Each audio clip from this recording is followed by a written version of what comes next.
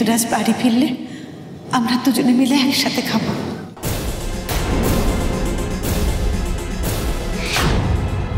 শেষ হয়েছে তোমাদের আনন্দ?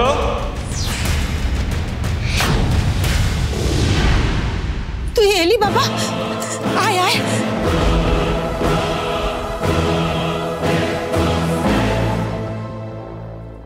আমি তো তোর জন্যই অপেক্ষা করছিলাম। তুই রাগ ভুলে বাড়ি চলে এসেছিস। এবারে আমরা মা ছেলে একসঙ্গে দুজনে মিলে প্রসাদ খাবো। বাবা, তুমি আমার জন্য না খেয়ে আছো? এত দরদ কিসের গো? তুমি কি আমার নিজের মা নাকি?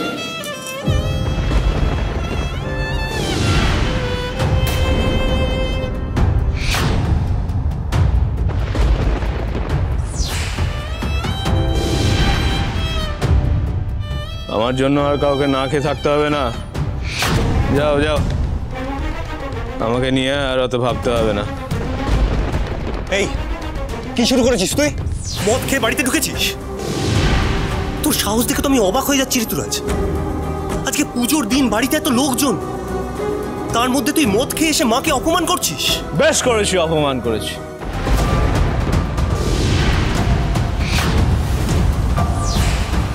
তুই কে রে নাক গলানো? তুই কি আমার নিজের দাদা নাকি? তুই আমার গায়ে হাত তুলতে গেছিলি, আর এখন আমাকে শাসন করতে এসছিস? তোর কি আদেও সে অধিকার আছে? বল, আছে? আরে কি করছোটা কি? তুমি এইভাবে কেন বাড়িতে এসছো? তুমি উপরে চলো, চলো। একদম আমার গায়ে হাত দেবে না। তুমি আবার নিজের বউ নও যে আমার মাথার উপর খবরদারি করবে। আমি তোমার নিজের বউ নই মানে? কালকেই তো আমাদের বিয়ে হলো, তুমি ভুলে গেলে? আমি তো ভুলে যেতেই চাই। যে বিয়ে আমি মন থেকেই করিনি সেটা আমি মনেও রাখতে চাই না। কেউ একবারও জিজ্ঞেস করেছিল আমি বিয়েটা করতে চাই কিনা? সবাই আমাকে জোর করে বিয়ে দিয়ে দিয়েছে। আর এই যে তুমি, আমার জীবন নষ্টের মূল হচ্ছে তুমি। একটা মেয়ে হয়ে একটা মেয়ের পাশে দাঁড়াতে আমার জীবনটা তুমি নষ্ট করে দিলে।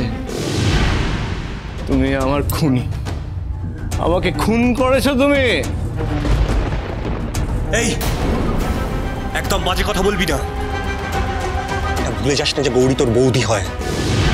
সে সম্মানটা ওকে দে। আর সেটাও যদি না দিতে পারিস তাহলে অ্যাটলিস্ট এটা মনে রাখ যে আজকে এই বিয়েটা না করলে তুই জেলে থাকতিস। জেলখানাও তো আমার ভালো ছিল।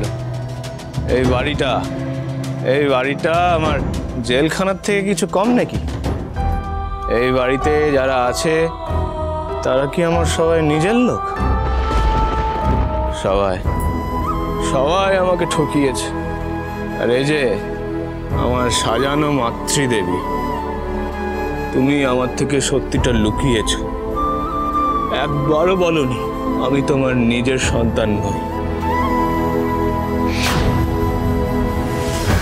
কে বলেছে তুই আমার নিজের সন্তান না? তুই আমারই সন্তান। সেই জন্যই তো তোর জন্য আজও আমার বুকে কষ্ট হয়। তুই কষ্ট পেলে যে আমি সেটা সহ্য করতে পারি না রে বাবা। এরপরেও তুই বলবি আমি তোর মা নই?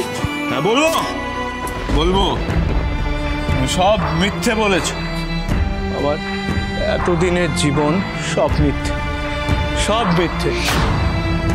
আর এই যে এমন বাজে লোকের পাপের দায় কেন আমার ঘাড়ের উপর এসে পড়বে? তুই ভুল করছিস বাবা। তুই তোর বাবাকে ভুল বুঝছিস। তোর বাবার কোনো ভুল ছিল না। তোর বাবাকে ফাঁসানো হয়েছিল। কল্পনা, ভুল ও করছে না তুমি করছো?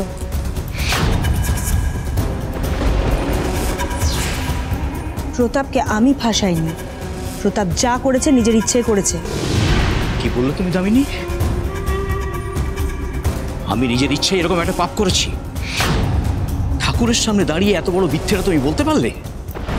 কি ভেবেছো তুমি? আমি চুপ করে আছি বলে ধরে নিও না যে আমি ভুল করেছি।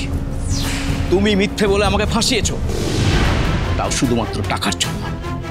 ভুলে গেছো কত টাকা নিয়েছিলে তুমি আমার কাছ থেকে? থাক না বাবা, এসব কথা এখন থাক। এসব কথা নিয়ে আলোচনা করে কি কোনো লাভ হবে? আজকে পুজোর দিনে পুরনো কথা না তুললেই কি নয়? আপনারা দয়া করে থামুন। কেন থামবে? সবাই জানো এই পরিবারের চরিত্র কেমন। আমি আজ স্পষ্ট বুঝতে পারছি আমার জীবনটা ছিন্ন ভিন্ন করার পিছনে আসল দায়ী এই মহিলা। দাদু ভাই একদম টাচ করবে না। তোমাদের সব হাতে পাপ লেগে আছে, একদম আমাকে ছবে না। তোমরা সবাই দোষী। চুপ করো, একদম চুপ। মুখ সামলে কথা বলো ঋতুরাজ। যারা তোমাকে ছোট থেকে বড় করলো, সব দায়িত্ব সামলানো, আজ মদ খেয়ে এসে তুমি তাদের অপমান করছো।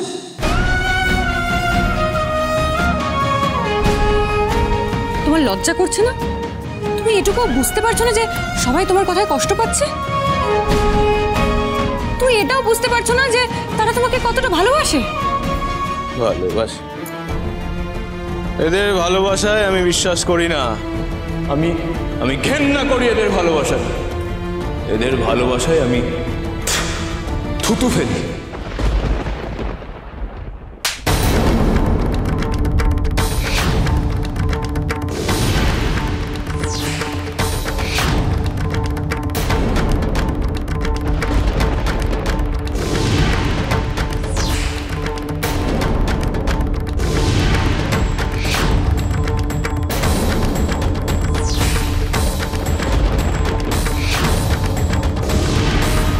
এই বাড়িতে আসার পর আমি তোমাকে নিজের ভাইয়ের জায়গা দিয়েছিলাম, বাকি সবার মতো তোমাকে আপন করে নিয়েছিলাম। আর আজ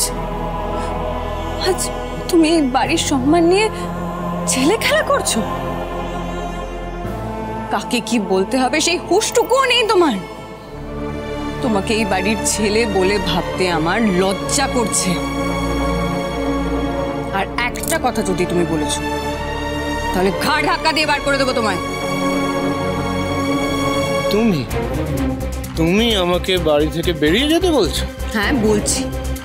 যারা এই বাড়ির লোকেদেরকে অসম্মান করে তাদের এই বাড়িতে থাকার কোনো অধিকার নেই, থাকবেও না।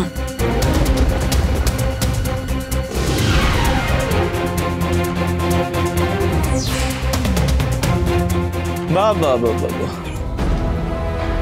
দাদা ভাই, তোর অসমাপ্ত কাজটা তো তোর বউ সম্পূর্ণ করে দিল।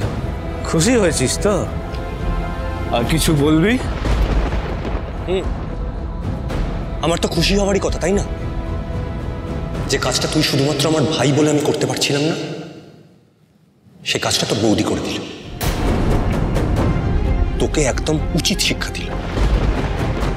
গৌরী যা করেছে একদম ঠিক করেছে।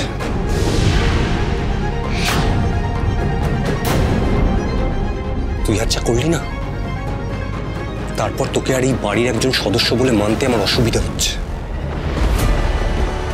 যা যা, তুই বাড়ি থেকে বেরিয়ে যা। স্বেচ্ছায় বেরিয়ে যেতে চাইছিলি না, এখন আমরা বলছি যা, বাড়ি থেকে বেরিয়ে যা, এতেই সবার মঙ্গল। যা।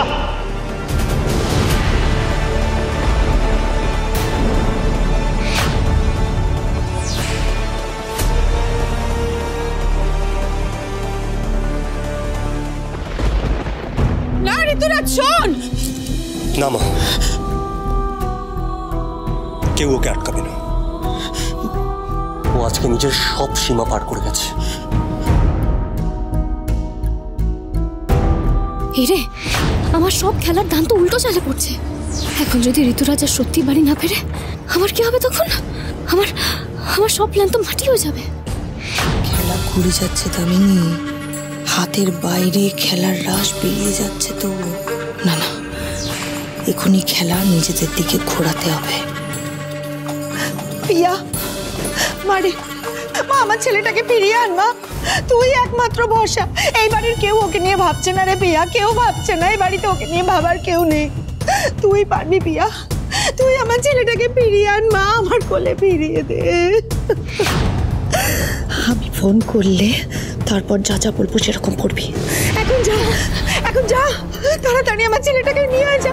হ্যাঁ ঠিক তো, আমার স্বামীকে তো আমাকেই বাঁচাতে হবে। আমি এক্ষুনি যাচ্ছি। ঋতুরাজ! ছি ছি ছি ছি ছি। আমি এতদিন কত নিশ্চিন্তে ছিলাম যে আমার ছেলেটা এই রায়চৌধুরী পরিবারে আছে, কত ভালো করে বেঁচে আছে, আর এই ভরসায় আমি কোনোদিন ওর একটা খোঁজ পর্যন্ত নিতে আসিনি। ভগবান, আজকে চোখের সামনে যা দেখছি, কিন্তু আমার ছেলের ওপর রীতিমতো মানসিক অত্যাচার হয়েছে। আপনারা এখনো দাবি করেন যে ও এই বাড়ির ছেলে? কল্পনা, তুমি বলো, তুমি এখনো বলবে যে ঋতুরাজ তোমার নিজের ছেলে? আমার ছেলেটা এই বাড়ি থেকে চলে গেল, তোমরা কেউ একটু ধরে আনতে যাচ্ছ না ওকে? আজকে যদি আমার ছেলের কিছু একটা হয়ে যায় না, আমি তোমাদের কাউকে ছাড়বো না, আমি বলে দিলাম। রুদ্র, তুই ভাইয়ের উপরে এভাবে রাগ করে থাকিস না বাবা। তুই তো বুঝিস এখন ভাইয়ের কি মানসিক অবস্থা, ওর ওপর দিয়ে কি ঝড় যাচ্ছে, ও কেন এরকম করছে, তুই তো বুঝিস বাবা। জানা বাবা, একবারটি যা ভাইকে খুঁজে নিয়ে আয়। মা, ঋতুরাজ আজ যা করেছে তুমি তারপরেও এই কথা বলছো? ঋতুরাজ তোমাকে অপমান করেছে, বাবাকে অপমান করেছে, ঠাম্মিকে অপমান করেছে, বাড়ির সবাইকে অপমান করেছে। তুমি তাও ঋতুরাজের জন্য কষ্ট পাচ্ছ? এরা মনে হচ্ছে আজ কেউই ঋতুরাজকে ফেরাতে চাইবে না। কি তাতে তো আমার বিপদ হয়ে যাবে। না না, এক্ষুনি আমাকে আসল কাজটা করে দিতে হবে। বাহ বাহ বাহ বাহ, এই না হলে রায়চৌধুরী পরিবার? হ্যাঁ, এই বাড়ির কারোর মনে আমার ছেলেটার জন্য একটু মায়া দয়া পর্যন্ত নেই। আমার ছেলেটার জন্যই আমি এই বাড়িতে রাতটুকু ছিলাম। ওই যখন ঘর থেকে বেরিয়ে গেল, তখন আমার এই বাড়িতে থেকে কি হবে? আমি চলে যাব। আমি বরং ব্যাগ গুছিয়ে নিই, আমি কাল ভোরে এই বাড়ি ছেড়ে চলে যাব।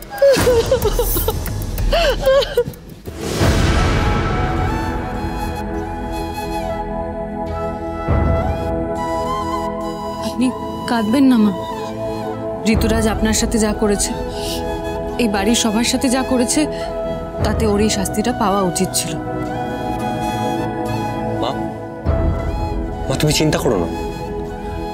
ঋতুরাজের একটু অভিমান হয়েছে, তাই ও গেছে। তুমি দেখবে আবার রাতের মধ্যেই ফিরে আসবে।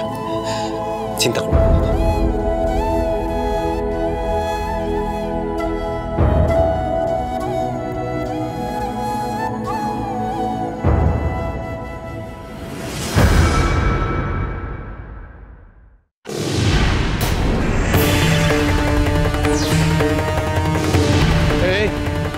তোমরা কারা? কি চাই বলো?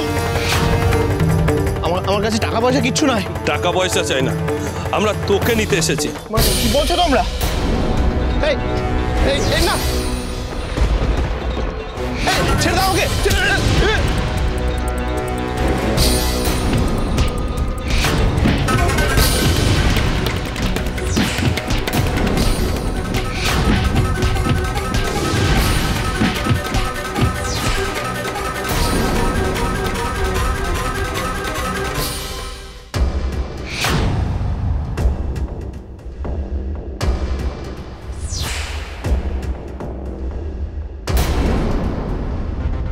হ্যালো, বেশ কয়েকটা গুন্ডা মিলে ঋতুরাজকে নিয়ে গেল।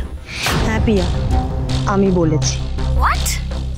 তুমি কেমন না? তুমি নিজের ছেলেকে গুন্ডাদের দিয়ে মার খাওয়ালে? চুপ, একদম চুপ। আমি তোকে এই বাড়িতে বুক করে নিয়ে এসেছি, চাইলে এক্ষুনি তোকে এই বাড়ি থেকে বের করে দেবো। তাই এখন আমি যা যা বলছি সেটা চুপচাপ ফলো করবি। সারা জীবন যদি এই বাড়িতে থাকতে চাস তাহলে আমার কথা শুনে চল, নাহলে না আজকেই এই বাড়িতে তোর শেষ দিন। এতক্ষণ হয়ে গেল, ছেলেটা এখনো বাড়ি ফিরল না। তোরা একটু এগিয়ে গিয়ে দেখ না, ছেলেটা কোথায় গেল, এখনো ফিরলো না কেন?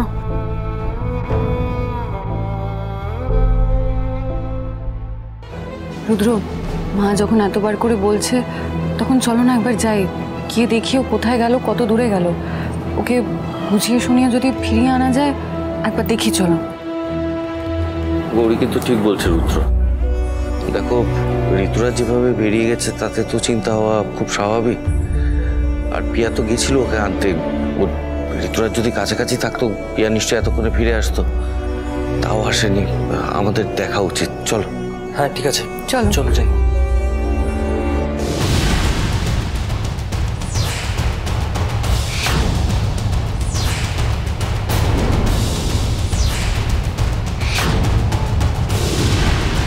কিরে পিয়া,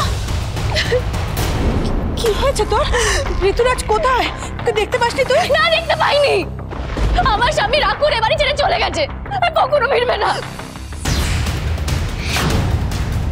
সে কি, ভাইটা কোথায় চলে গেল? ফিরবে না মানে? কি হয়েছে আমার ছেলের? আমি চারিদিকে খুঁজেছি গো, কিন্তু কোথাও খুঁজে পাইনি। তারপরে যখন আমি বাড়ি ফিরে আসছিলাম, দেখি দরজার সামনে এটা পড়ে আছে। দেখুন সবাই, কি লিখে রেখে গেছে ও।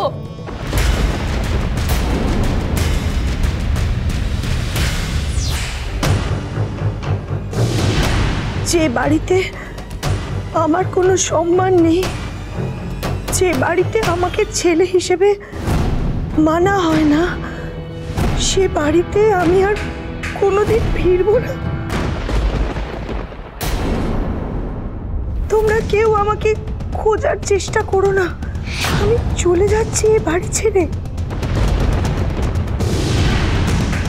এতদিনের সব ভুল সম্পর্কগুলো ছেড়ে চিরকালের মতো।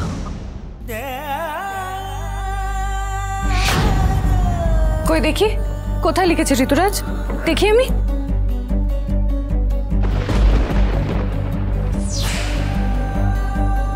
ঋতুরাজ এটা লিখেছে, সত্যি লিখেছে।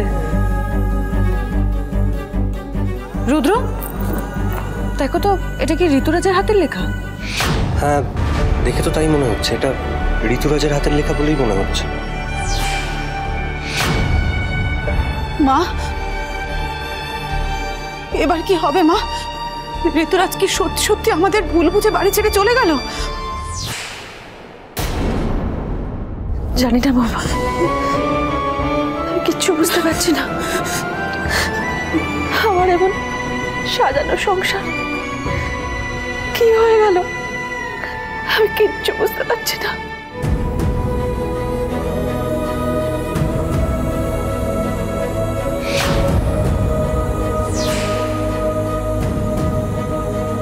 তাহলে সত্যি ঋতুরাজ এই বাড়ি ছেড়ে চিরকালের মতো চলে গেল?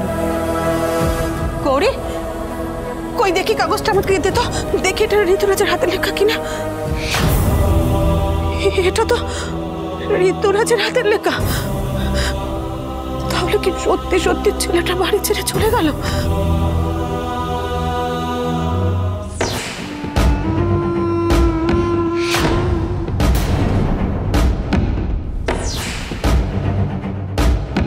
না, এটা হতে পারে না, এটা হতে পারে না।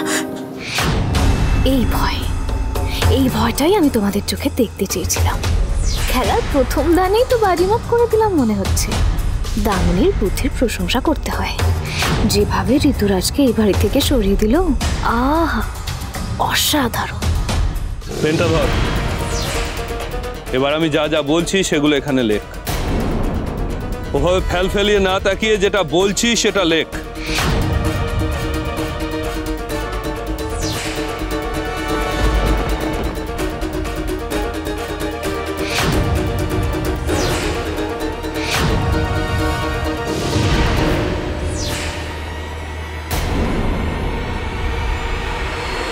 ওকে গোডাউনে গ্যারেজ করে দিত।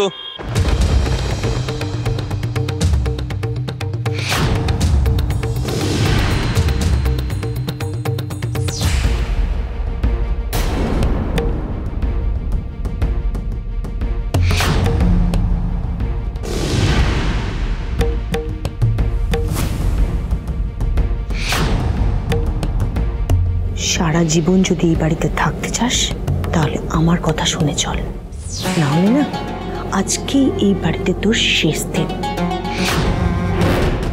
রুদ্র বাবা, দেখ না ভালো করে, এটা কি ঋতুরাজের হাতের লেখা? বল না। শোনো না, শোনো না, তুমি দেখে বলো না, বলো না, এটা আমাদের ছেলের লেখা, এটাও লিখতে পারে, বলো না। তুমি শান্ত হও কল্পনা, এই ঋতুরাজেরই হাতের লেখা। না, তুমি ভুল বলছো, তুমি ভুল বলছো, এটা হতে পারে না। ও ও মা, মা মা, আপনি দেখে বলুন না, এটা ঋতুরাজ লিখেছে। আমাদের ছেলে কি সত্যি সত্যি বাড়ি ছেড়ে চলে গেছে? বলুন না মা। ও মা, মা মা, আপনি চুপ করে আছেন কেন? বলুন না মা, ঋতুরাজ কি আর কোনোদিনও বাড়ি ফিরে আসবে না? যে ছেলেকে আমি এতদিন ধরে মুখে থাকলে বড় করেছি, সে কি আর কোনোদিনও আমার কাছে ফিরে আসবে না? আমি কি ওর মুখ থেকে আর কোনোদিনও বাধা শুনতে পাবো না? বলুন না মা, বলুন না। কি বলবো বলো তো বৌমা, আমি তো নিজেই বুঝতে পারছি না কি বলি আমি। শান্ত হও কল্পনা, শান্ত হও। কাকিমা, এই রকম পরিস্থিতিতে আপনি শান্ত থাকতে পারতেন? কল্পনা, আমি জীবনে যত যন্ত্রণা ভোগ করেছি না, আমি চাই না এত যন্ত্রণা কাউকে ভোগ করতে হোক। তুমি জানো, আমার বড় খোকা গঙ্গায় ভেসে গিয়েছিল, সবাই বলেছিল ও মৃত, কিন্তু আমি মানতে চাইনি। আমি জানতাম যে আমার বড় খোকা একদিন না একদিন ঠিক আমার কাছে ফিরে আসবে। দেখো, দাঁড়িয়ে আছে বড় খোকা আমার সামনে। তারপরে আমার এই দিদি ভাই, আমি ভোলানাথের মন্দিরে যেতাম না জানো, যে আমি মহেশ্বরী ঘোষ ঠাকুরকে না দিয়ে জল খেতাম না, সে আমি ভোলানাথকে বলেছিলাম যে আমার নাতনিকে ফিরিয়ে দাও, তাহলে বুঝবো তুমি আছো। আমার জীবনের প্রিয় মানুষগুলো চলে গেছে, তাও আমি খড়কুটোর মতো আমার এই আশাটাতে বেঁচেছিলাম যে একদিন না একদিন আমার দিদিভাই ঠিক ফিরে আসবে। দেখো কল্পনা, আমার দিদিভাই ফিরে এসেছে তো। আমার আপনার মতন সহ্য শক্তি নেই কাকিমা, নেই। আমি আমার ঋতুরাজকে ছেড়ে থাকতে পারবো না, কিছুতেই পারবো না। মা, চুপ করে আছেন কেন? বলুন না, ঋতুরাজ কি সত্যি সত্যি আমাদের এইভাবে ছেড়ে চলে যেতে পারে? মা, তুমি একটু শান্ত হও না, এত ভেঙে পড়ছো কেন তুমি? আমার ছেলে বাড়ি ছেড়ে চলে গেছে, সে বলে গেছে সে আর কোনোদিনও ফিরবে না। কি করবো আমি? তোদের সাথে বসে হেসে হেসে গল্প